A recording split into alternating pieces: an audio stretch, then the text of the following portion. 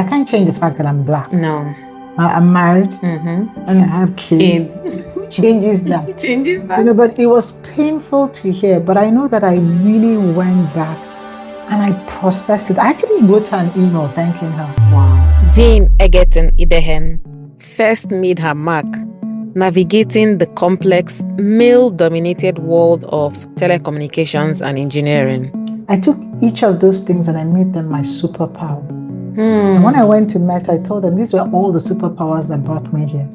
Since then, she has built a global career defined not just by corporate excellence, but by fearless intention. From managing diverse teams across Africa and the Middle East at tech giants like Meta, to authoring her deeply personal book, Be Fearless, Jane has consistently shattered the confines of a traditional career path. I talk a lot about the fact that I'm a black career professional working in multinationals.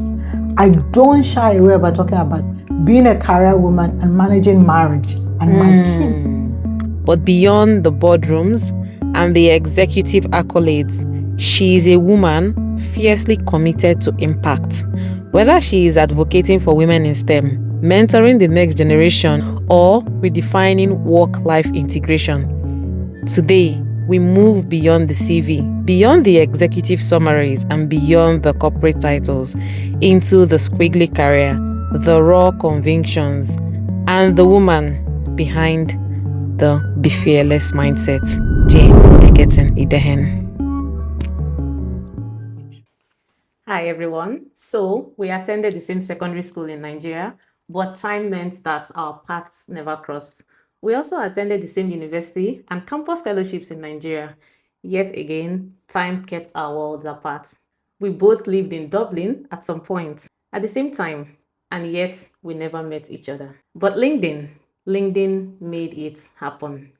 LinkedIn gave me a mentor from far away to look up to. LinkedIn showed me what's possible when someone puts in the hard work and stays the course. A typical example of great. LinkedIn closed the gap that time and distance created. So this connection was made in LinkedIn. So today I have the privilege and honor of a lifetime to sit with no other person but engineer Jane Egerton-Idehen to learn from her. So far on this channel, we've covered managing your emotions, stress, receiving feedback well, squiggly careers and career moves, also founding a business, the modern investor, women, work and the weight we carry, and immigration, developing and sustaining a reading habit, fashion and capsule wardrobe, book reviews and summaries. We've also covered visibility and creating content, friendships, networking, relationships, and funding, grants and opportunities, global leadership, and sub-Saharan African leadership. We've also covered emerging markets with Victor Okugo, and for the very first time on this channel, we have a guest, someone who embodies not just one segment, but every segment beyond the hype we see online, lived experiences, evidence, showing working. So it is my pleasure to welcome Engineer Jane Egerton-Idehen, the current MD and CEO of Nigeria Communications Satellite Limited, NIGCOMSAT. Ma'am, you are welcome. Thank you You so are welcome much. to this. Thank you. I've been listening to you, so it's definitely a pleasure. Thank you so Like I said, you end it. You end it right here. Thank you so much. So I'm going to grab my notes. I'm going to write down because I'm here to, before the podcast, before anything, for me, I'm here for myself. I'm here to learn. I'm here to I don't take the access and everything for granted. It's an honor of a lifetime. Thank you so much, Ma, for agreeing for us to do this. You're welcome. I'm excited to be here.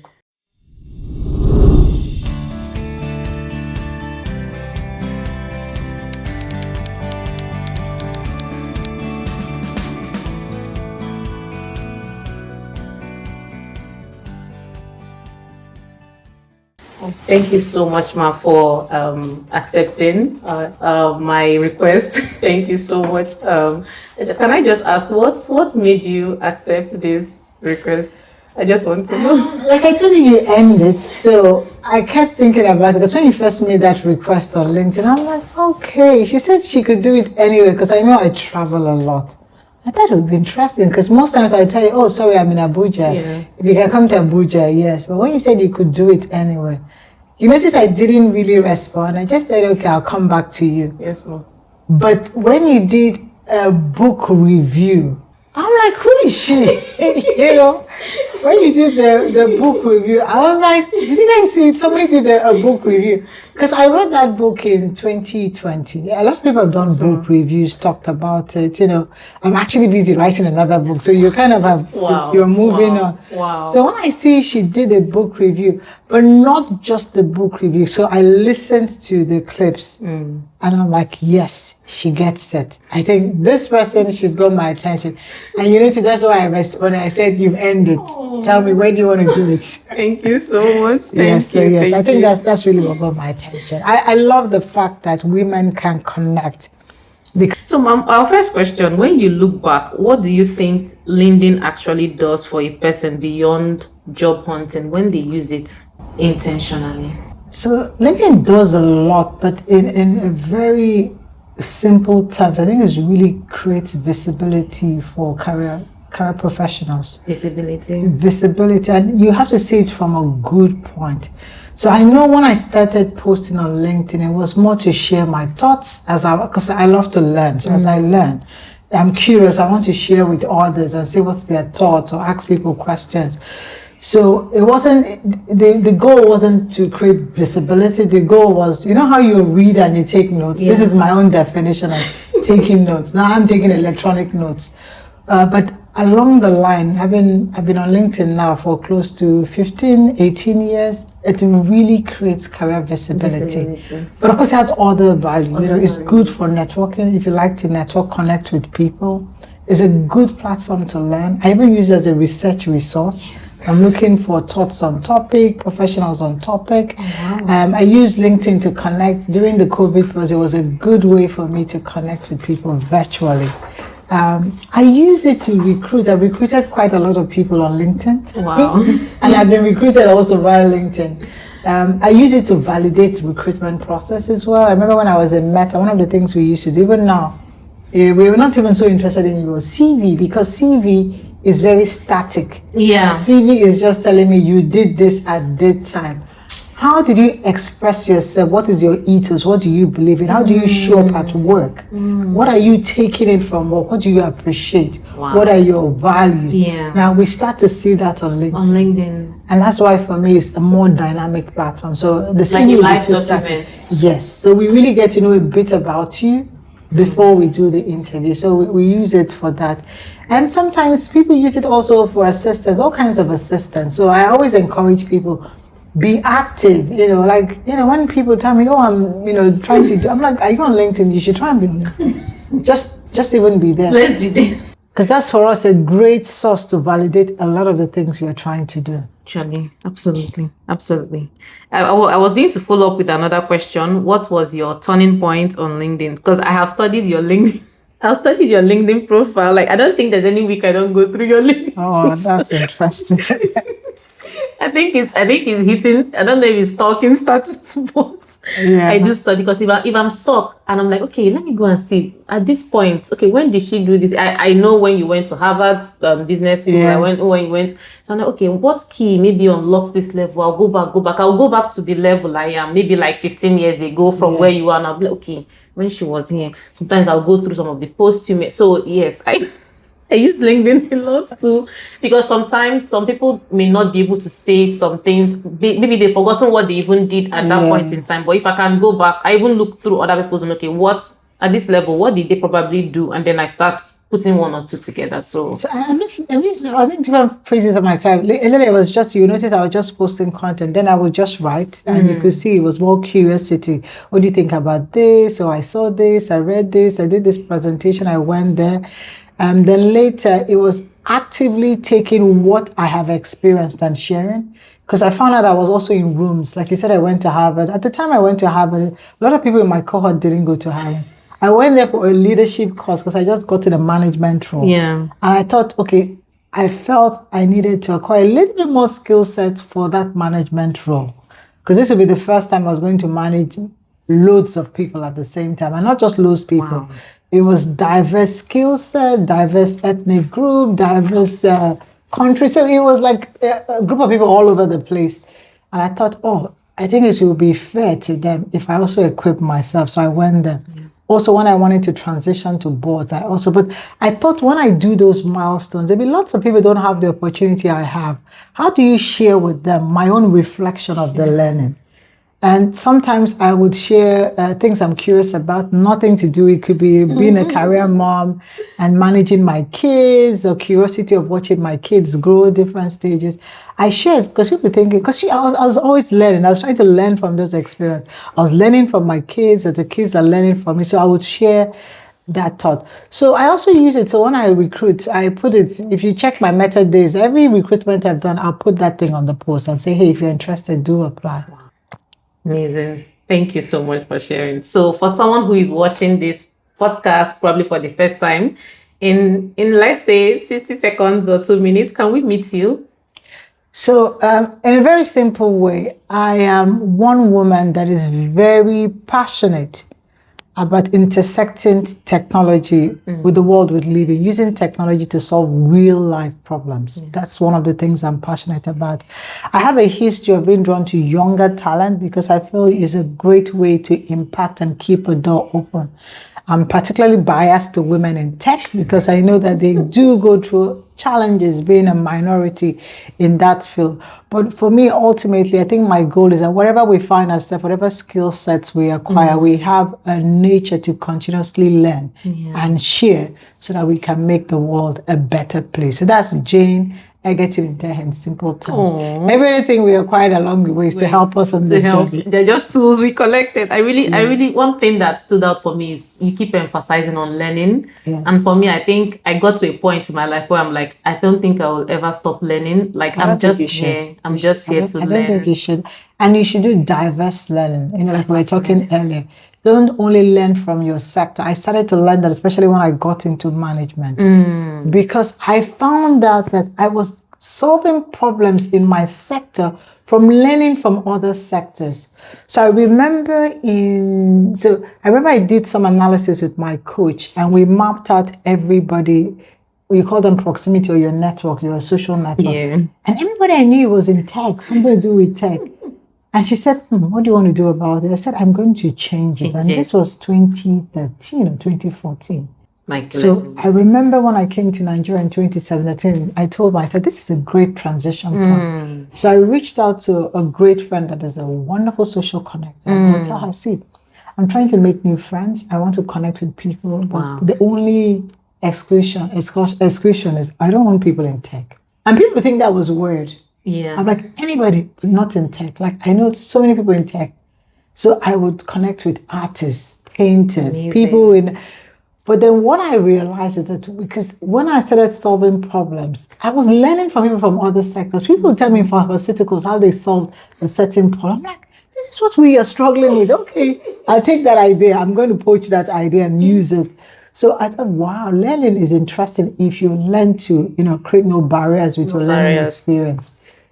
Be curious enough to want to learn about other sectors, other fields. Learn something new, something different. Come out of your own comfort zone and do something that is a little bit uncomfortable by learning something weird. I agree. I think I started getting this urge to leave my sciencey, because when I would go for conferences, like biology conferences, I would be meeting business analysts. I want to talk to you. This was like 3 years ago. Something about me, I felt I was in like an echo chamber, you call it. I wanted to hear what was happening outside of my own environment. And it's really, really...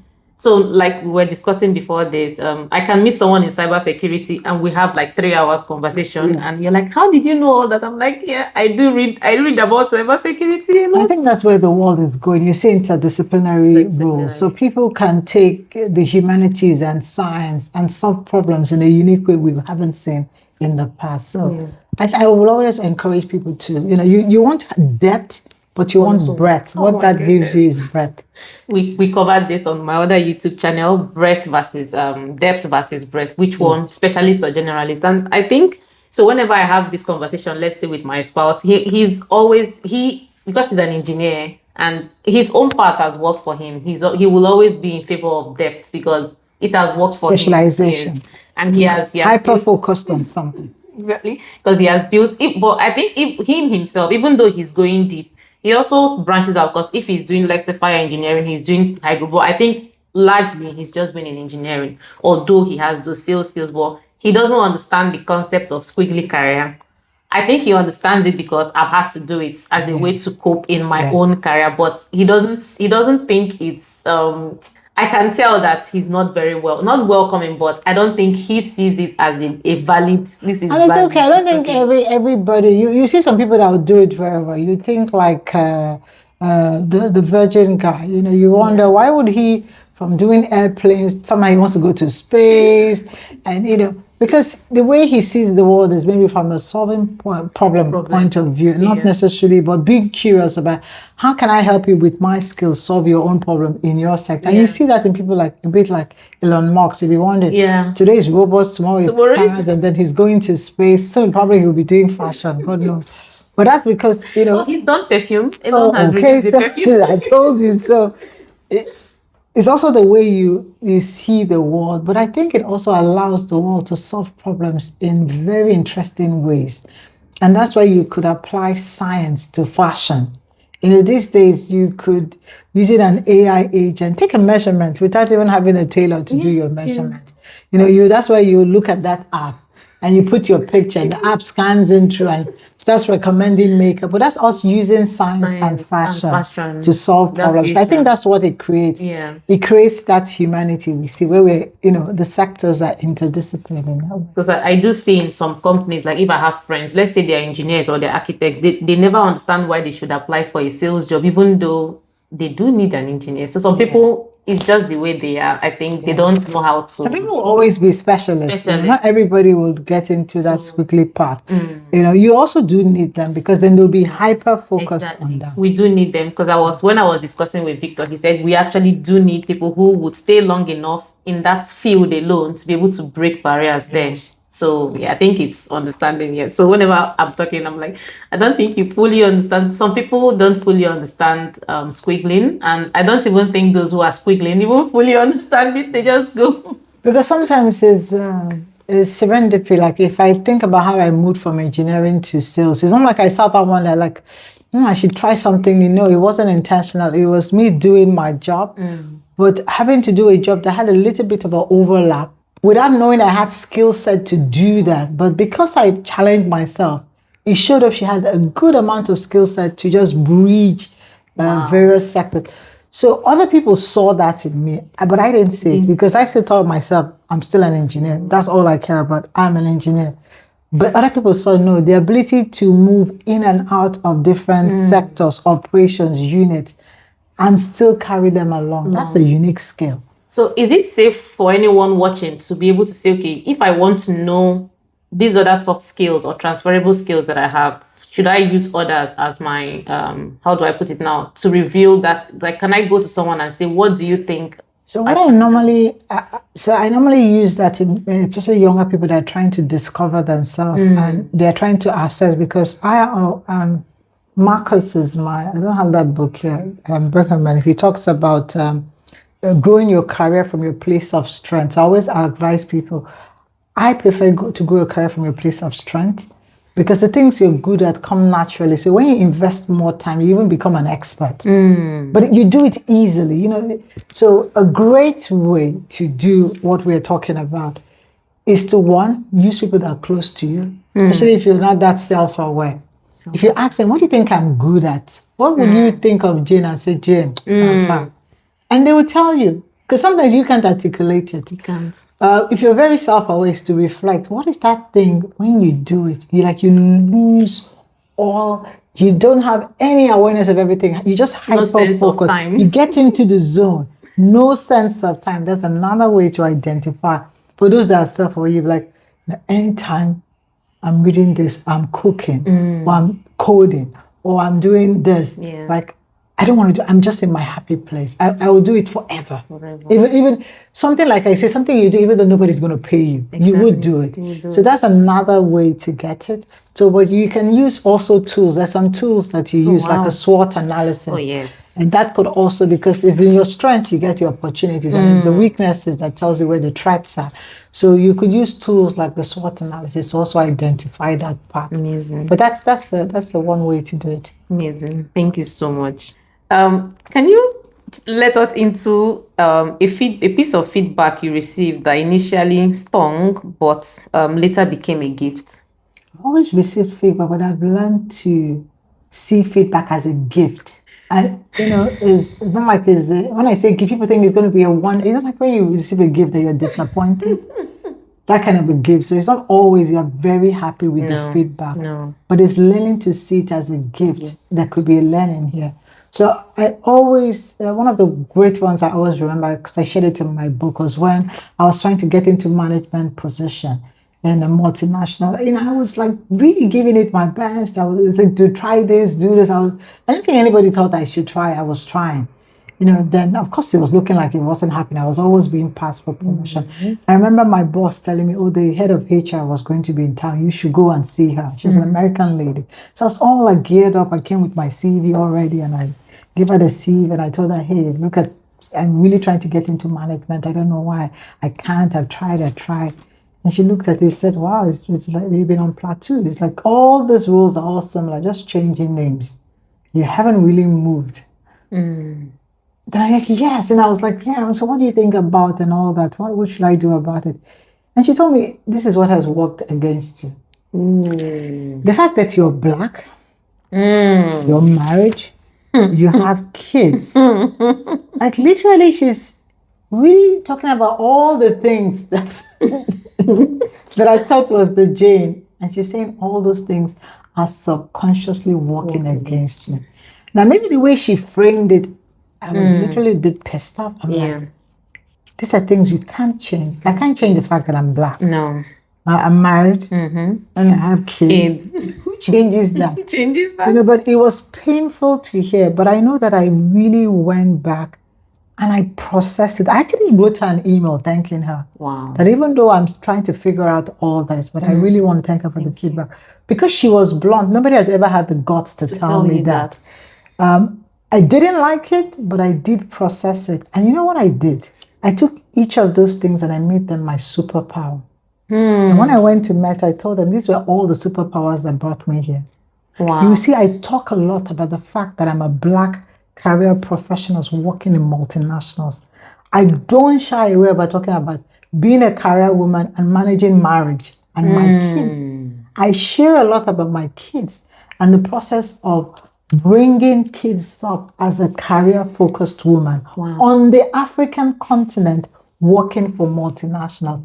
So instead of taking those things and hiding them or discarding them, I decided to shine a light on them to say, these things are the things that make me really who I am. They're my superpower. I cannot change them, but they do have their strengths. And I say that because one of the things I tell people, the largest deal I closed, I strongly believe I closed that deal because I was a woman. Wow. Because the people I was competing with couldn't do what I could do. So I had been trained to see, when you have to build relationship with clients, for those kind of big stakes, we'll take them out. And most times the clients at the top are men. So we're going to a club to have drinks and we can talk over drinks. But I'm a married woman with kids. So I'm trying to put the kids to bed at 9 p.m., not go to a club and have drinks. So it normally doesn't work. The best I can do is dinner, but then I have to run up after dinner. There's homework to be done. So it was seen as a limitation. But I swung it around. When I found out the person on the other side I was meant to be engaging was a woman, I said, okay, what do we have in common? It's this. So you'll be shocked to see, like, on the 24th of December, I'm in her kitchen and we're cooking together and talking business. And I'm like, yes, so this is what my proposal is. But I do like the stew you're cooking. I haven't cooked this type of stew before. Tell me how this is working. Nobody could do that because none of my other competition could show up in her kitchen. They didn't even have the reason to show up in her kitchen. The fact that, the person we were all trying to win over will call me and say, hey, I have a speaking engagement Saturday morning, but my babysitter is on leave. Wow. And I don't know if I can make it. I'm like, no problem. I'll come babysit my kids and your kids. I'll take them out to the playground. And you do your speaking engagement, then you meet us at the playground. And maybe after that, the kids and all the kids will have ice cream and we could call it a day. But then while we do that, I was sneaking a word or two. Did you see my proposal? What do you think about the proposal? Wow. While we kids are having ice cream and playing around. So, and I realized that was a superpower. They couldn't do that. And they were challenged. They knew they were challenged. So I took each of those things that I was giving a feedback, because it's also how you see feedback. For me, she was sincerely telling me subconsciously, this is what people are judging you with, and they're not telling you. In the boardrooms, they're saying, we can't send Jane to Uganda because Jane is married and she just has a 3-month-old. Let's send this other guy. But nobody had asked me to say, Jane, do you want to go to Uganda? We think you're the right fit, but we're worried that you just came back from maternity. So subconsciously, it was working. Yeah. And or things like, oh, we needed to send a manager to lead the team in Singapore, but we recognize that the team in Singapore is fairly of this ethnic bias, and with someone like this, be able to maneuver it. But those things are just subconscious. Nobody's going to tell you to your face. So all I did was really invest my time in learning and turning those things around. I think some of the things I used to do was really put out that elephant in the room when I enter. That's one of the first things I do. Yeah. So if I was sitting in an interview, I'd tell you things like, the fact that I'm married with kids doesn't really stop me from moving to that country and working for you. I put that elephant right out. So most I just times, wrote it down to ask. Yes, I was like, how did you consciously tell them that you were available? I was very intentional, like no way. So we would pick it on the table right up in front. I would tell you things like, I'm very good in really managing multi-diversity, no matter the ethnic group, be them from Pakistan, Iran, this last time I managed it. So you were really putting out the elephant out there because they weren't going to say it, but they were already using it to judge you. So I think this conversation is first for me. It's first for me. I always, because I'm processing everything, because I think I would say, I'll go back to what you said about this feedback that was given to you. It was given to me too, but I don't think I took it well because I felt, because being in the UK, this my boss told me, and it was coming from a very good place. She told me, having a child is a disadvantage for you, and I did not take it. I didn't say anything, but I didn't use it the way you used it. And this is the point where I've come to knowing that was actually feedback. Feedback is a gift, so I would say, and sometimes it doesn't mean that the other person giving the feedback has good intentions. But I think what you're looking for is, where are you headed to? And how can you use it as a stepping stone? People could throw that stone with the intention of hurting you. Or, because being blunt sometimes means you're not really considering the person's emotional state. You're just throwing them that stone, hoping that, whatever, I've told you what I need to tell you.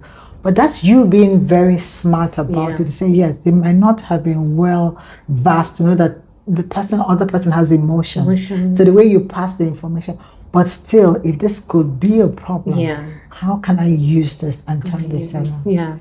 Yes. I think one of the things, I do appreciate people who are authentic, because they say what others don't have the guts to say. So looking back now, that was really good feedback. And I think for me, I'm going to be more intentional in saying, okay, this does not stop me putting it out there. I think this is something. And it's always good to have people like that in your corner. So I'm very, in choosing my friends, I want friends that can also be mirrors. There are friends that encourage you, some friends are like mirrors. A mirror sees your actual reflection and tells you what nobody's going to tell you, because especially when you climb into management and leadership, there are very few people that will give you feedback. Now you seek for big feedback. Nobody will want to hurt you, or people want to be in your good books. So everybody is trying to play nice. So you're then looking for people that would intentionally tell you, like, Jane, I saw that interview. I don't think we should be doing that. We shouldn't be talking that way. I think you're not sensitive. But that's because they're giving it to you from a good place. So you have to intentionally put those types of people in your circle. Don't go for uniformity. Everybody is like, saying nice things. Look for people, and I think sometimes your spouses do it well. My husband does it very well. Because you know that they're doing that. If nothing more, we're all in this together. So if you tell me, then it is really worth it. Yes. I'll go to the third section, Squiggly career and career moves. If we can ask, how did you choose that next move? I know we discussed a little about this yesterday, but from engineering, why did you, how was it that, okay, you did not progress, let's say from this level, senior engineer, this one engineer? How did you choose that squiggly from engineering to sales and then back to? So just like I mentioned it yesterday, originally it wasn't intentional. So I wouldn't say, I think it was more like a serendipitous moment. I've always been a planner, like a goal setter. I write my goals, what I want to do year 1 year. So actually, even I planned my career in a way, because I've written all these goals of all the things I'm going to achieve year 1, year 2. So, and I'm like now hyper focused on trying to achieve it. But what had happened is that I had found myself in a project that had allowed me show various aspects of my skill set I wasn't even intentionally aware. And other people are like, oh, you're so good at this. So it's back to figuring out your strength. But in my head, I'm like, no, this is my career path. This is what the goal said. We're going to do this. We're going the technical route. We are having no intention in, diverting. No detour. No detour. We were clear. We knew what year 2, year 3. We had planned it. There were goals for every year. There was a 10-year plan and a 5-year plan. So until, a lot of people were putting pressure on me to make me realize, hey, like a mirror, see, you're so good at this. We are paying people to do this, and you're doing it naturally. Without even being trained. And we have people we are paying to do, they can't even do what you do. It's a lot of pain. It's a stressful thing for them. And you do it effortlessly as if it doesn't mean anything. Wow. So one of my mentors helped frame it for me. And he started with, where are you headed? So don't worry about how you get there. Let's talk about where you headed. Wow. And I painted the picture ultimately where I saw myself in 10 years and said, okay, that's great. Do you understand that there are other paths to there? I'm like, oh, I didn't think about that. Like there are other paths.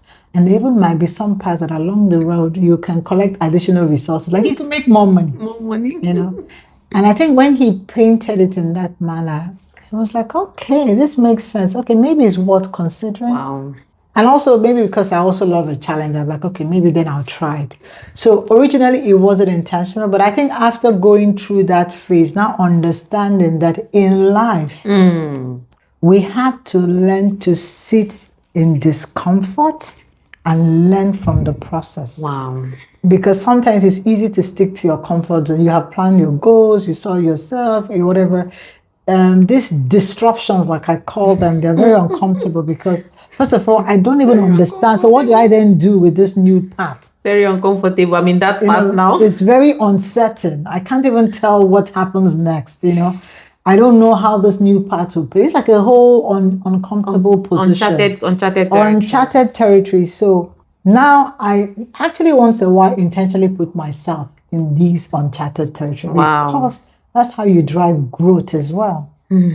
Because then you start to see the Jane you didn't even know. So one of the things I did was take an appointment for someone that's been in the private sector for over 2 decades. Wow. Everybody thought, why do you want to do that?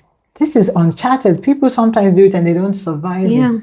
And this is new. Do you think you have the skill set? I'm like, okay, we can never tell until we try. Until you try.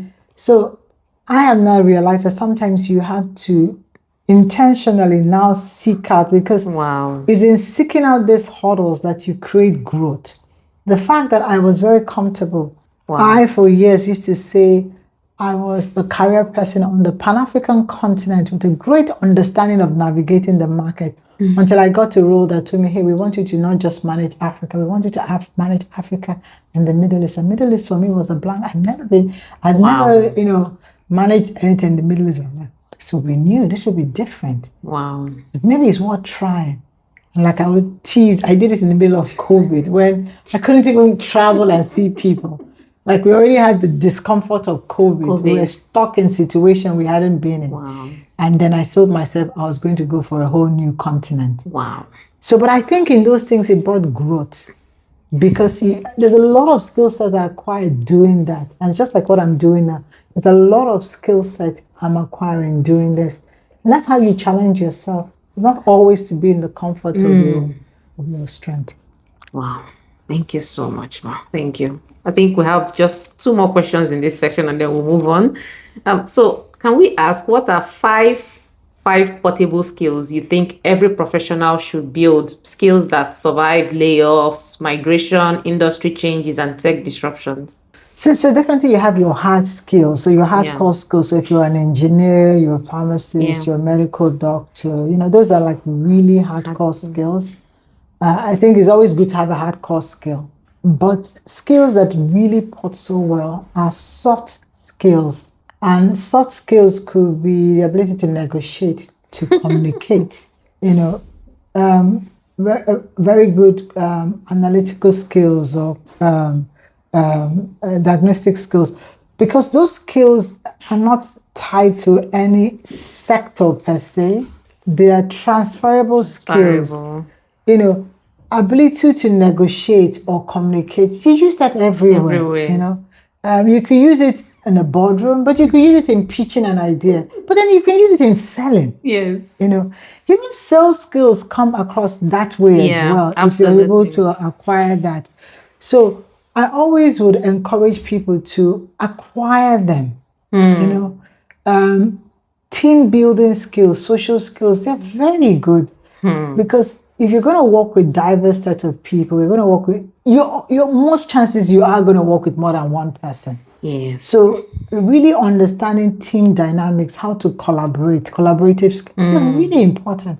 Because at the end of the day, even though you're working, you're saying, okay, in the job I work, I'm so an expert, I'm the only one. You still form in one way, you need to collaborate with another team, another unit, absolutely. Or a client.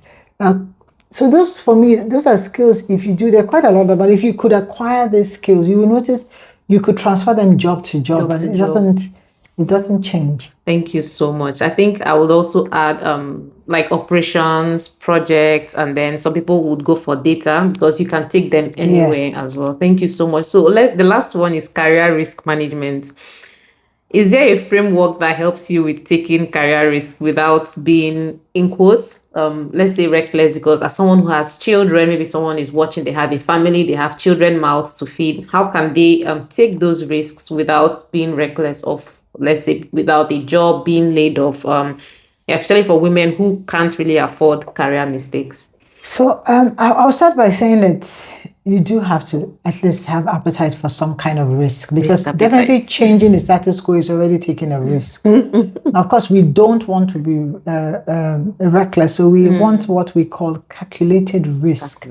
So you want to look at the risk and the reward, and you then prioritize it. And that's why you really go into that scenario planning. That's what I would say. One of the key things you're looking for is where you really headed to. I think you should probably have some kind of place you're headed to. It might not be ultimately where you head to. It's like having a vision, but you should. It creates some guidance. It could change, but always have something. I would always recommend that, because you can use that to frame this. Because if you use that, then what you're trying to do, does it add to it? Does it take me there? Does it take me closer? Just that awareness is good to know. It's better to say, okay, it's not going to take me closer, but it's going to give me money. And maybe at this time, it's resources I need. Resources are important. It's not going to take me closer, but it will keep my skills warmed up for the meantime while I try to do this. So it's in reference to where you're headed to. It's always good to frame that. Then in terms of if you've actually done that, you have to weigh the pros and the cons as well. For that, I always like to do that. We always do a detailed analysis, because it doesn't always mean that while you're weighing the pros and cons, you have to know what you're going to get out of something. Does it align with what you want at that time? What's your need? Wow. So at a certain time, maybe your need is for more time. So you have to first articulate what that just wrote them down. Oh, okay. I was writing. So what I was writing. So because sometimes when I'm looking for a job, I didn't mean to interrupt. Is it visibility I want? Is it money, skills, learning, time, and balance? So it's always good to articulate the needs. Because if you articulate the needs, when you're doing the pros and cons, that's what you're weighing against. You say, okay, it will give me this, but it won't give me this. But what are the pros? Does it align with my needs for this time? And that's why we also shouldn't judge other people's career journey with ours. Don't do that, because they took a calculated risk, because at that time that's what they needed. That was what helped. So I've taken career steps that look like you took a step backwards, but because at that time it was going to give me what I need. What I need is not what you need. So what is need is what works for you. But what I needed at that time, it gave it to me. And at that time, that's what was important. That was what was important. You understand? So you always want to do that. First of all, try and articulate, what do I need now? Is it more time? Do I need more family time? No. I need more resources? No, I try to acquire more skills, no, I need exposure to leadership. So I know, no, I need a place that gives me access. You know, just articulate. Oh, I need place that'll give me more visibility. If you articulate your needs, then you wait against vis-a-vis those opportunities. And then you make the call that is beneficial to you, because it's your career journey. It's not what the other person needs. Somebody can come and say, oh, I got a job. It's going to pay me 20 times more. But maybe that's not a fit for you, because right now, that's not what you're looking for. You would rather take a pay cut and get more time, because maybe my kids are young and I've decided for the first 5 years, I want to spend more time. Like one of the things I did earlier in my career was decided I was going to do exclusive breastfeeding. And I remember people would get jobs, or people would approach me for jobs, and I'm like, no, I don't want to work there. They're going to pay you. I'm like, no, but the work culture doesn't fit what I'm looking for now. I'm looking for a work culture that's very, very friendly to career women that are childbearing. I want a work culture I can take, if I want to take maternity leave, if I need to take a day off for the kids, if I want to work remotely. And that is what for me was more important. So for a long time, I knew I was underpaid, but the money was not the issue. I wasn't looking, that was not the key criteria. The criteria was the culture of the place was important. It had to support me as a working woman that was in that childbearing age. So if you understood, because I understood that need, I didn't worry. So I would have people tell me they're earning, if you had come with me to this job, or I interviewed you, you didn't want to take my job, you rejected the offer, I was going to pay you 3 times, 4 times more, but it didn't work out.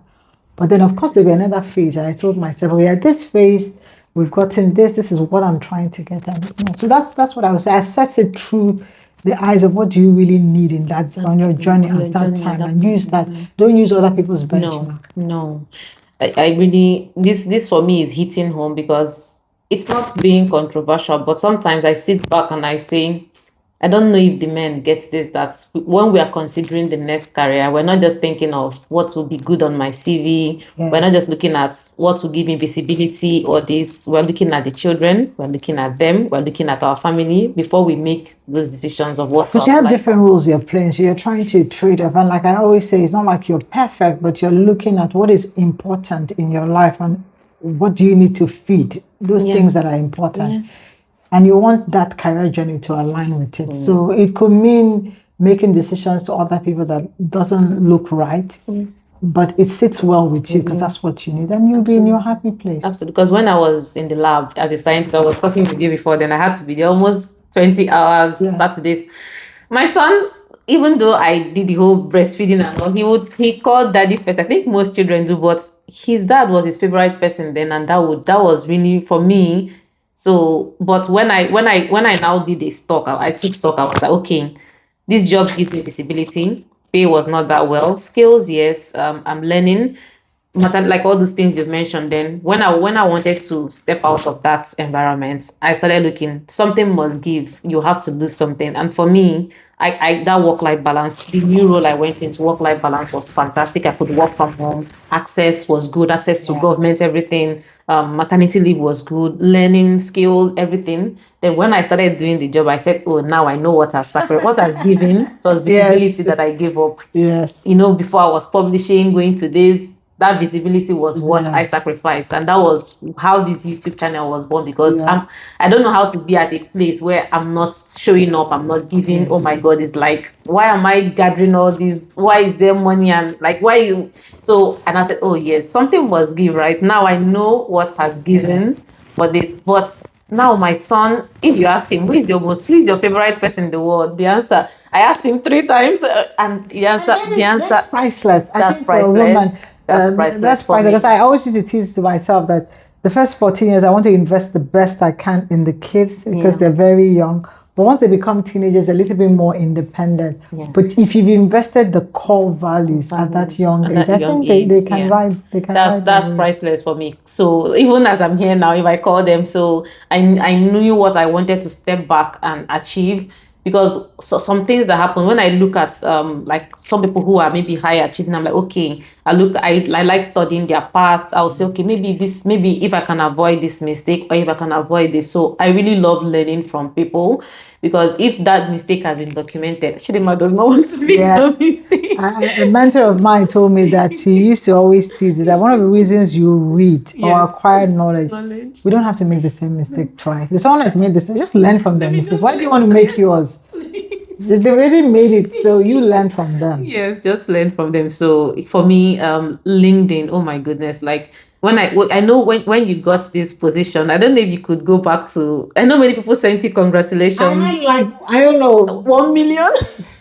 I had to switch off my phone by day 3. The phone did not stop ringing. It rang until the battery would go. It was just, and that's how you knew, wow, then I know this amount of people were texting and calling. By day 2, I hadn't slept well. My husband said, we're switching off this phone. It's not going to work. Because people are calling from different times. Because of the nature of, how I've worked. Yeah. People call me from Australia, but the times it was the middle of the night. I just saw something. Is that true? Jane, is that you? Then somebody would call from Ghana, all the way from the Middle East. And the phone was ringing non-stop. So we switched it off. I switched it off for, I think, 3 days. Wow. So to allow, but of course, then people went to social media. Then the social media posts were just blasting out. But I understand. I am really humbled because I think there's a lot of goodwill. Yes. And I don't take it for granted because I think it's just people really expressing, in many ways, maybe that's why we do it. I always tell myself that I do this for the younger gen, but you do it so that if nothing more. I was discussing with someone the other day because they were asking me the question, why did you take this job? I think maybe in simple terms, we want to attract people like us into this part of the sector. Yeah. So they know that it can be done. But if someone like you did it, then they'll be like, oh, then if she did it, then we can do it. And that's how you attract people to a sector. Absolutely. I think so. If I was trying to, if you scroll down to the very first message I ever sent you, I said congratulations. Then I said something, please ma, don't stop showing up. That was my only request. A lot of people worry, okay, now you're going to be in government. Yeah. Can you still do the I think at the end of the day, some things are called to you. So you find a way because I tell, even my team now, I currently tell them because something we do, like every month I try to go to a school and we share, like a secondary school. Yes, we share. So it's always like after a while, I'll be like, oh, we haven't gone to school. Book me for a school on Friday. We're going to school. And they always like, where do you get the energy? I said, no. That's what gives me the energy. That's what you don't realize. This drains the energy. That's where I get re-energized. When I sit with those kids, the curious kids that want to know more, I am even more energized. So you have to figure out what gives you energy and you have to find a way to feed it back to your job. I said, that's where I go and I see hope. I see people that are so determined to do something great and you want to inspire them more. Wow. That's where I get the energy to come and do the hard part of the work. Wow. Oh my God. Like I'm just writing, I need to sit with myself and do a lot of thinking, a lot of, I think it's also self-awareness to know what actually works for you. Because once I realize this is what gives me energy, then I protect it. Because I know when I came, people were like, oh, maybe after a while, she'll be tired of doing it. I've done it 2 years straight down. Like now they know that it's a job. They're like, oh, we've run out of schools in Abuja. I go and look for schools. Like wherever we go to a state, I'm like, okay, we're going to this state. Can you get me a school? Yeah, find a rural school, whatever. We'll make it work. I noticed when you went to Nsukka for the reunion, I noticed that from the public lecture, because I streamed online. I noticed you went to a school every time. So sometimes like, oh, we cannot fit it into the calendar. I'm like, you try. You even though 5. Okay, the school is writing an exam. Okay, we just show up there. We say hi and we go. But because you realize that for you, it's something that creates energy, you would feed it. Sometimes we feel we know someone, but I didn't understand this part of why. Because I was like, why is she going to school from it? Oh, I do that. I do that a lot. Wow. And sometimes I do it and people are not even, some parts of that, I don't make it obvious because, it's like your own little private space. It's something you protect. And that's a space I protect because that is where I get my energy. And that's why people see me in a different form, and most people don't see that part. Yes. A lot of people see the professional part. Yes, You don't. It's when you probably meet those kids. They're like the way the relationship they would have with you is slightly more different with the relationship. Yeah, I don't think I've seen the proper converse. I just see the out. Yeah, no, the most times we try. I don't think we've ever showed. We don't. But it's really detailed and it's really fun. We even actually play. So there's a play part of it. Wow, I'll like to go. I'll like to see one of the kids love it. In short, in Sukawan, why I did it was that they actually came for a lecture I did 2 years or a year before. Wow. And after the lecture, they all met me there. We had a good chat. I remember then the team kept telling me we had to leave, man. We have to fly. I'm like, no, these are very. And people find it weird because they're like, these are really very important people. Because for lots of time we've prioritized them against some other. Yeah. People are like, why would she prioritize these kids? Because I know that is Jane 30, 40 years ago. That is the future. And if you really give them the right platform, you've given them what is priceless. Mindset. That is the priceless gift you can. That is a very powerful tool to give people the right mindset. Because for years and years, when they don't see you, they don't know you, that is what keeps them thriving. So it was, for me, it's so important to invest in them. So yes, I do that intentionally. So that was the second time. So when we met, some of the things we discussed, we caught up one-on-one. Everybody tell me what they're doing, where they are, compared to the last time we were. Wow. And you'll be shocked. I did the same thing when I went to Owerri. Oh, yes. But even though they were writing exams, so I couldn't really meet with them. And sometimes the teachers will be like, why is she spending more time with the kids? But those are really the people I came for. Wow. So yes, it's interesting. It's not in the cards, but did someone do this for you when you were young that made you know how important it was too? I think that's one of the things I lived on. That's why it's important. So if I go back to my childhood, the moments of the childhood I really cherish. The moments, because remember I was coming from a very underprivileged background. Yeah. And I didn't see the kind of models maybe I thought I was aspiring to. Yeah. But I used to have snippets in time where I would be exposed to something like this.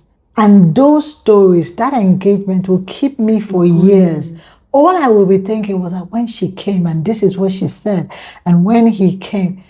And I felt this was the best gift I could give to the young Jane, because giving me resources, they didn't need to, and nobody did, and it wasn't required.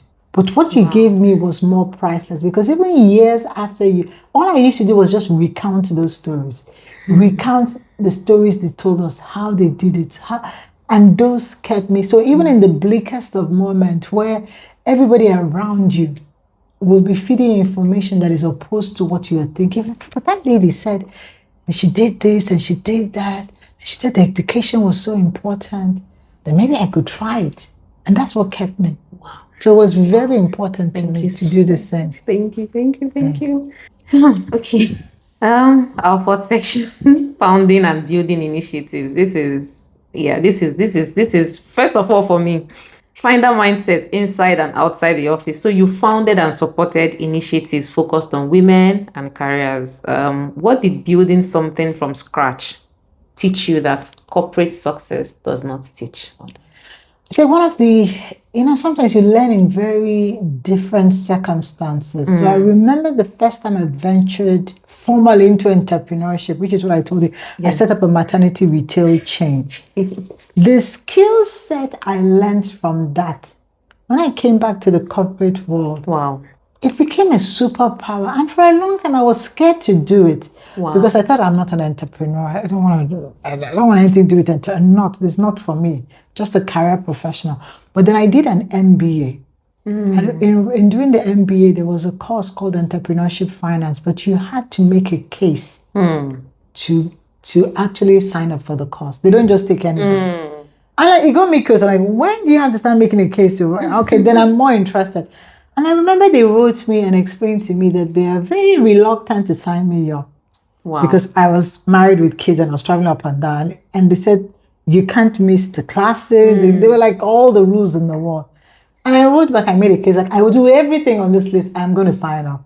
Wow. They had to make me confirm. Like, I really made a strong case. So first of all, it was a challenge that drew me into that. Wow. But then I did that and I remembered that entrepreneurship is almost like a science. It's not So I wrote a thesis on it. Nature versus nurture. Yeah. You can be born an entrepreneur, but you can make yourself one. Wow. It doesn't always mean that it's only a natural trait. You can actually work at the skills to become one. And when I finished the master's, I decided to venture into entrepreneurship. And that's when I started the maternity retail.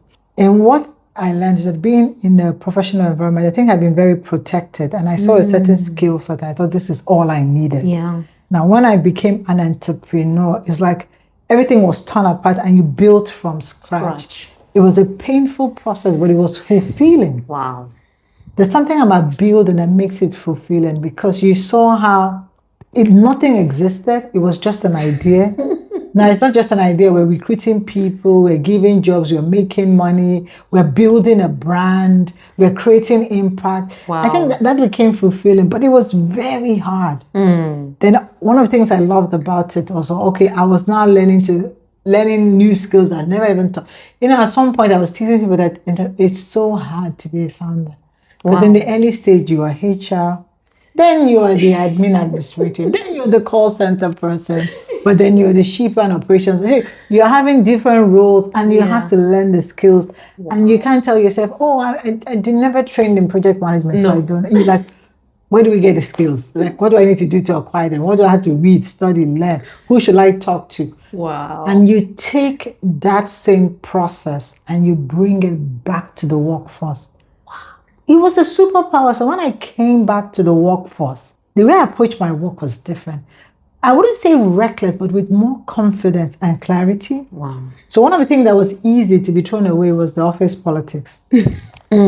So in the normal professional career, people are so protectionist. So you want to protect your promotion, you want to protect what people say. You don't want to be out of the line. It's always good to be safe, so everybody likes you.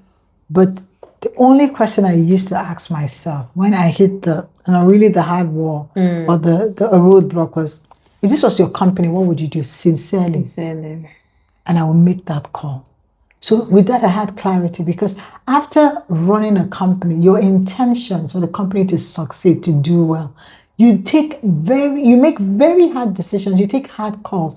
So when you bring it back, I didn't shy away. I was like, I would tell my boss it with clarity, say, this is why I took that call. If this is my company, I wouldn't do what you're doing. I wouldn't. It's okay, I don't know your perspective, but if this was my company, I wouldn't do that. And this is why I wouldn't do it. So it puts some more clarity into doing the work. So coming with that, I think people respected it. People like people that are courageous.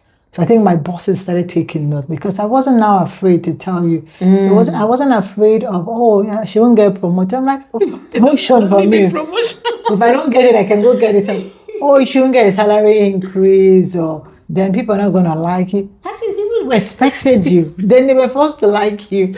And, when tough things, tough situation, they were like, no, we think, when you tell you that, we think it's only Jane that can do that. Let's go get Jane. I'm like, did they say that? Like, yeah, they said it has to be you. Like, it has to be you. I said, wow, that is interesting. So I think that's one of the things I have learned with building is that in building, you are exposing yourself to new skill set. That experience, I find it fulfilling, but it's very challenging because you're challenging yourself in weird ways. If you think about it, you have to start a maternity retail. You're not even into fashion, first of all. So I was studying color wheel like a science. Oh my God. Like what colors go, what fabrics go. I was studying as a science. Textures, it was studied like a science. I didn't even have the language. Seams and hems. So I had to even learn that. Wow. So I had to go for a 3 months crash course on fashion design. So it's interesting. I think you kind of expose yourself to a new world and you challenge yourself. Talk about collecting. I would say if I'm to define you, you've shattered everything called career confinement or niche. You've broken it. Taking the traditional career path. Yes. You've just broken that box, gone where you want to go, come back to the box, do what you want to do. I think that it's not fluid. I don't know if to say fluidity, but you've done it so gracefully with ease and just being authentic to yourself. I don't think you ever think and say, what will people think if I go and do this? No. Because people were free to think. People like, what is she doing now? She says she's doing What does that got? She's an engineer. And I'm like, okay, I'm solving problem. There's a gap in the market. I think I can solve it. Wow. I would use my engineering skills and also help solve it. So, but I think I also believe there are no mistakes, because I feel those skill sets, those tools have also helped me in my journey. So right now, I know I've been in situation, people are like, but you have no clue of this. I said, okay, I'll just treat it like the startup. We built from scratch. Wow. Yes, we have no clue, we accept. You need to find people that have some competence in it. You need to find people we can learn from, like mentors. And we need to ask the basic question, what are we trying to achieve? And if you use that same framework, you find at the end of the day, and that's why people, you see them move from one sector to the other. Ultimately, if you're trying to solve a problem, I think it changes the way you view something. You will not be bogged down on the fact that I have no clue. You'll be bogged down with the fact that how do we acquire what is required to solve the problem? Wow. This is such an encouragement to you. Building teams that people trust. When you enter a new, let's say, leadership environment, how do you build credibility fast? So there are different ways to build credibility, I must say. A great way is competence. Competence. There's always be. So if you have competence in something, people will listen to you. So I come to the road and tell you, oh, I've spent 20 years in tech. If I start talking tech, you listen, isn't it? Putting that out there, that data out there, is to make you, to build that confidence. Like, okay, she's been doing it for 20 years. She must know what she's talking about. But also, I've also found out that also learning to frame it from the point of view of trying to solve for something is a great way to connect with people. Just the fact that I want to solve a problem for you, your guards will be down, isn't it? You won't. If I come, I can argue with you all for ages about research, but once I say, oh, research, that's interesting. How do you guys go about like really putting your research work in public sector? Is that a challenge? Okay, is that something maybe I could work with you and look at? I do have access. Once you come with the framework of how can I solve, how can I support, and I do that a lot with my teams to build team, and they will notice that I always ask you, how can I help you? How can I support you? Because everybody is open to somebody that wants to be part of the solution.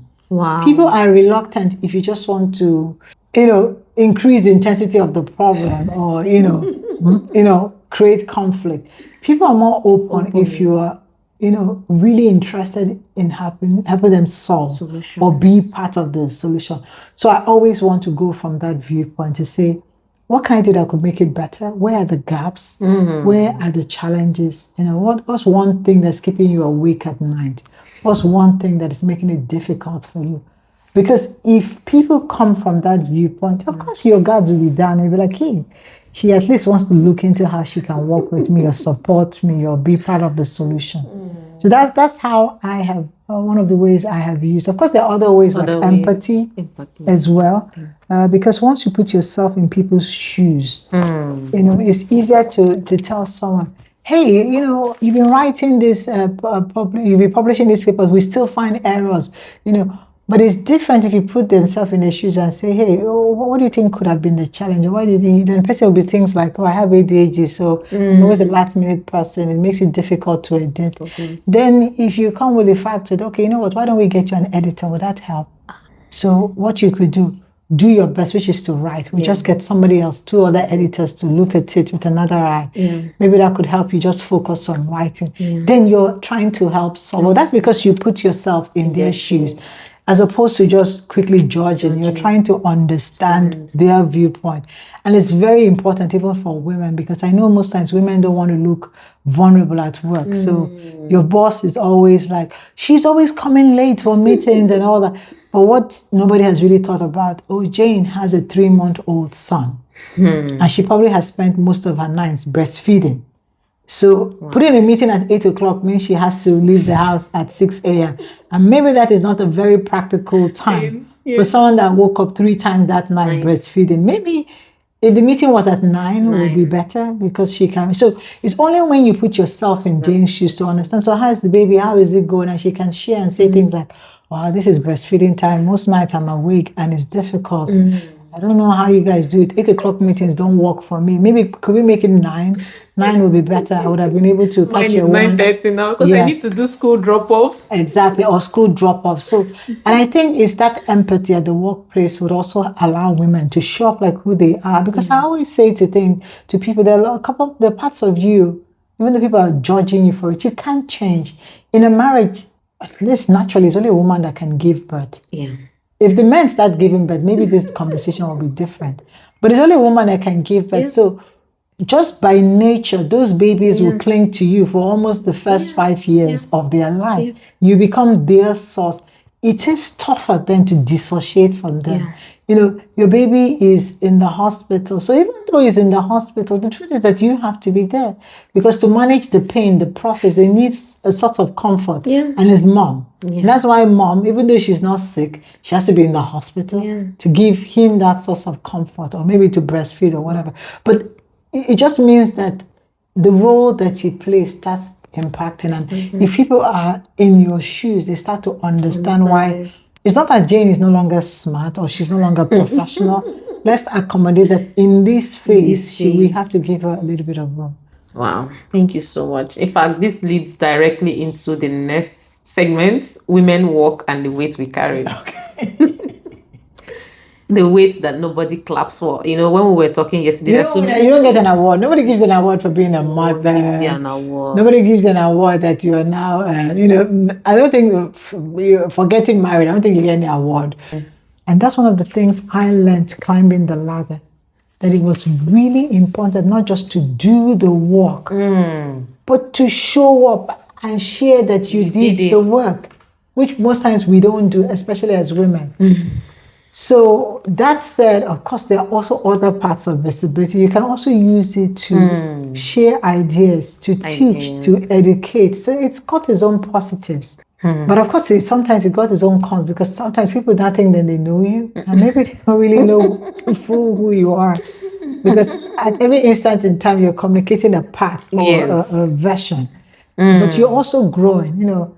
Maybe 10 years ago I said this, but 20 years later I realized, okay, maybe I need to put a small caveat there. I've now evolved and seen that it's not as easy as that. So it does come with that. But I think really owning up and showing who you are allows also the audience to grow with you. Grow with you. Wow. Because then they tend to see, oh, okay, that's interesting. She even said it that, 5 years ago she wouldn't have agreed, but now she thinks that, she would think differently. Just like if you had asked me 20 years ago, I'll tell you clear cut, I'll never work with public sector. Wow. I don't do that. And I might have something out there that actually said that I said I'll never. I'll see if I can find anything. And 20 years later, because I used to say it, because I first did my internship for utility power company, what we used to call NEPA. So after working there, I'm like, nah, I never work in public. This is not the kind of, I want a place where, things. So 20 years later, tongue in cheek, I'm like, okay, I said that just in case I told it to you, but I have a different viewpoint now. Yeah. So it's just some of the cons, but also it's how it's managed. Yeah. It's how it's managed. But I think the pros are more than the cons. The positives are more. Amazing. Thank you so much. One last question. When you look at me as a person, I would like to know, what do you see? That's no longer an interview. That is me now assessing Chidima. I think I love the fact that you are courageous. I love women that are courageous. And it takes a lot to say, hey, you might not know me, but I would like to do this with you. You don't know what the response would be. No. And you kept asking, And even when I said, okay, you'd be like, oh, no, if you want to do it there, I will show up there. I think it takes a lot of courage. And in that vulnerability, there is strength. So I do appreciate that. It also takes, I think it takes a unique type of skill to look at your own journey and say, I'm looking for people that have either gone on a senior journey or gone ahead, and I want to learn from them. And I would intentionally look out for them. Now, for most people, it was more serendipity. It just happened. They didn't plan it. For you to be intentional, I think that's a different kind of skill set. And most times, people that are goal-driven, they'll be like, okay, I want to really map it out and see who has done it before, who can I reach out? Some people will find out who are doing, they don't even have the courage to now say, let me even approach them. Yeah, they might say no. But they might say yes. And I will try it. But also one of the things, of course, having chatted with you now for like a day plus, is I also appreciate how you've showed up in your career. I'm actually very impressed, not to say impressed, but even proud. Let me put it that way. Because most of us women, we will struggle with our different roles. And most times, the part we will easily trade off will be the career. Because society will create that guilt for you that if you didn't prioritize this or this, you're a very bad person. Now, it's a different thing to say that I'm struggling with this, but I want to have a conversation about it. And I want to hear from you. What is your take? This is what I'm thinking, but I'd like to hear your take. I think that's, for me, is leadership. Because it's the conversations we're not having that is making a lot of women struggle. If we have these real conversations, we can even have it then with men. So I'll tell you one of the things. When I was writing this book, intentionally, I thought my target audience were going to be women. Until, I don't know who I was talking to, like, no, your target audience is not women. It's men. Men that really have to understand women. Wow. And she made me get my husband to write a whole chapter. The chapter of that book was written by my husband. Like, this man said, you need another man to share with men. And you don't blame them, because remember, that's also, even us women, that's how we train our sons, isn't it? Yeah. We train our sons like, oh no, don't do this, it's not this, a girl's thing. Why are you the one cooking? Don't claim. Let your sister do it. Oh, my son, you are the whatever. But if it's your daughter, no, don't take that risk. No, don't give her hard things. So to have these conversations we're having, I respect what you're doing, because most women are struggling in silence. These conversations are not had, and nobody's telling them the truth. So they are stuck with not having the tools to navigate it. And I think sometimes it affects their marriage, their relationship, their mental health, their spiritual life, because they're trying to deal with this without tools. Well, do you know, you just described the quiet learner, our description, like this platform gives you the tools and the roadmaps to navigate, especially when there's no clear roadmap with books. And this you just described our description. Sometimes they share with other women that already even make them feel more guilty. Just because those women maybe are not on the same path with you, or maybe they're also afraid. So they rather take to what society thinks is safe. I kid you not, I love my husband a lot. Like, we have these conversations, but till today, he doesn't understand the concept of his baby. And it's okay, because, remember that where he's also coming from, his experience. Yes. Because his own path has worked for him, and he doesn't he's also trying to look at it from that lens. So what he will do is respect the conversation by hearing and listening. It doesn't necessarily mean he understands it, but that's okay. That's a positive step, as opposed to not even wanting to listen. And I think because we don't have some of these tough conversations, I did a session with someone, we're talking about what people should be talking about where they are dating. I'm saying you should have this, and it's very tough, because the woman is afraid, if I show up as who I truly am in the date, would it intimidate the man? Would it scare him off? But if it's really a man that loves you, he would even tell you, I don't understand what you're talking about, but I really love you, and now let's figure it out.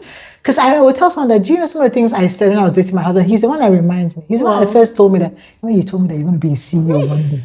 And I look at this girl, I'm like, what is she thinking about? Have you forgotten? I'm like, did I tell you that? Was I not even open? He said, oh no, you told me it was going to be worse, because then I used to travel. And he was asking me about the career, like, I think it's going to be worse. Because for where I'm headed, I'll even have more travel. And I was going ahead saying, I told him all these things while we were dating. Oh my God. But it didn't scare him, because he wanted to know the real Jane. Yes. Because if he knew the real Jane and he loved the real Jane, he will walk with the real Jane, and Jane will walk with him. It's so important for the two. It's not a man's world or a woman's. How can you together? Because at the end of the day, that's what the kids will see. That's what our kids will see. The kids, my son will see the way my husband treated me. And that becomes a model for how he would treat his wife. My daughter will see the way the mom is working with the dad. And that for her is a model of how, oh no, I'm looking for a husband that would also, let's do this together. So I really appreciate what you're doing. It's really important.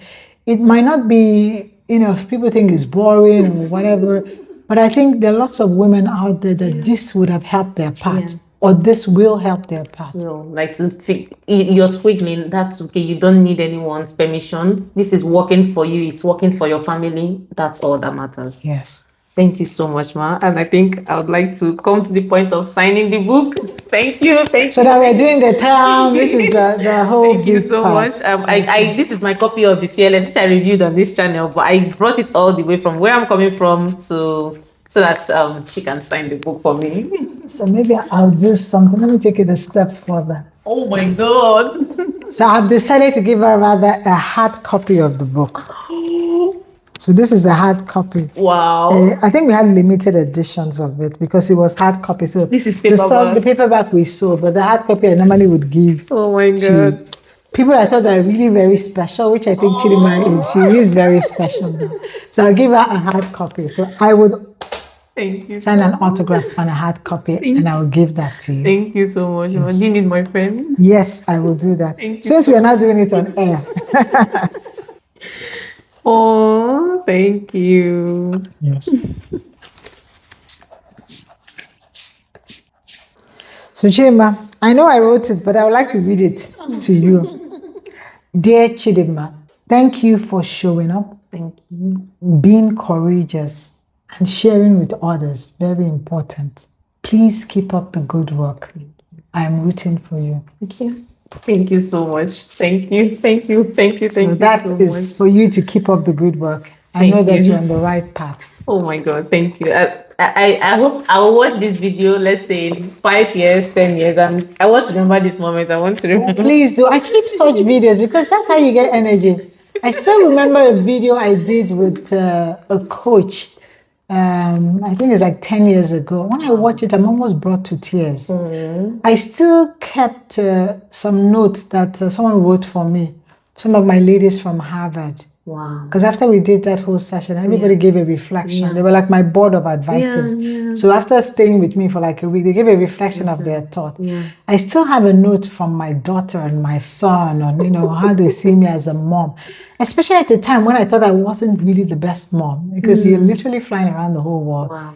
And when I saw the way they saw me, I was shocked. Wow. Because I didn't even think that I was that, a mom, but the way they saw me was so important. So I would say yes. These are things that give us energy. I have some of the cards I got from my colleagues when I gave birth to my son. They are like magneted to the fridge. The gifts can go. I think what one of my friends doesn't know, Esther Anyibu, she's my great friend. We were in university together. I still have somewhere, I believe, a note she wrote me in 40 engineering. Wow. So that's how sometimes because it's those, and I will give this as a free bonus to women. These are some of the little ways you can also really inspire and motivate yourself. Because life can be hard. The journey can be hard. Even though we are making it look so, we are saying there are moments that you are low, you are sad, you don't see a way out. Yeah. And it's that reminder of this is who you are. Yes. That is what kind of jots you up to say, oh my gosh, why am I in this state? This is who I am. Well articulated, then let's do it. So life will be hard. There will be highs and lows. But in those lows, may we have such to give us that inspiration to keep at it. Thank you so much. I don't know how to put this into words. Thank you for letting me be here. Thank you for access. Thank you for everything. For me, I feel like I've just come to this place to be blessed. Like I have an elder, speaking over me, speaking blessings over me. Definitely you do. Thank you so much. I'm very confident. Definitely, I'm rooting for Chidima because I see her. I definitely see you going places. Oh my God. Definitely. I definitely do that. Thank you so much. This has been a lot of wisdom. The editor is getting ready to edit, and I'm hoping this will inspire people who have. I know there are so many interviews out there, but hopefully we're able to get something that's. I think so. Sometimes when we share, that's what I said about giving yourself permission. Most times we're looking for, no, we want validation to be able to share. And we think, what am I sharing? Does it make sense? Just what you're going through, there's so many other women. And that's why I'm saying just keep doing it. Your ability to share would mean that some woman you don't know in Saudi being overwhelmed by this whole thing, just listens to that part. And then she was like, oh my gosh, so this is how they did. That's all we needed was tools. Tools and ways to navigate. It didn't mean they were mean or they were bad. They didn't love their husbands. They didn't love their kids. They are selfish. It just means nobody was giving them any tools or guiding them. That's all. Yeah, absolutely. Thank you so much. Thank you. So to anyone watching this, where can we find you? I think LinkedIn. I think we'll put the handles there, but I'm very active. I'm even on TikTok, even though my kids think, what am I doing on TikTok? They're like, Mom, they don't want me to follow them on TikTok, but I'm on TikTok, I'm on Facebook, I'm on Instagram, I'm on Twitter, I'm on LinkedIn. But I show up as Jane Egerton-Idehen in most of these platforms. Yeah, I'll put all the handles everywhere. Thank you so much. I'm always very active and happy to connect. Yes, please. Thank you. Thank you so much, Ma, for doing this. We appreciate you. Thank you. Thank you. Thank you. You're welcome. All right, everyone. See you on the next episode of The Quiet Learner with whichever guest we bring on the show. Thank you. Thank you for watching to the end. Bye-bye. Thank you so much.